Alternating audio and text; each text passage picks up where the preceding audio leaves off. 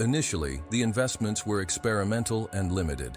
However, internal reports of remarkable successes began to shift perceptions about what had previously been regarded as fringe esotericism. Some sensitives were able to accurately describe secret locations, weapon construction plans, and military movements. Certain names started to stand out, leading to a quiet divide within the CIA and the Department of Defense between those who viewed the project as a revolutionary advancement and those who saw it as a threat to the rationalism underpinning the military machine. This internal conflict only fueled the secrecy surrounding the project.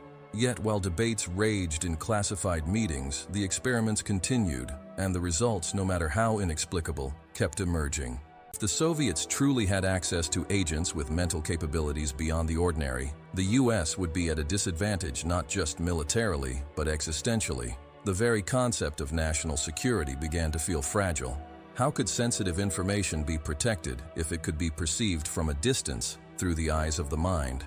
How could leaks be prevented if there were no microphones, cameras, or interceptions involved? These questions stirred deep anxieties behind the scenes of American power. For many analysts, the only viable response was to develop their own program, not necessarily to understand how it worked, but to ensure they wouldn't fall behind.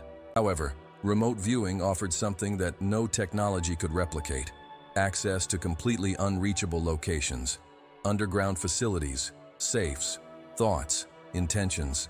Even if there was only a 10% chance of success, the mere potential for achievement justified the investment. As was noted in an internal meeting, it was a ridiculously necessary risk.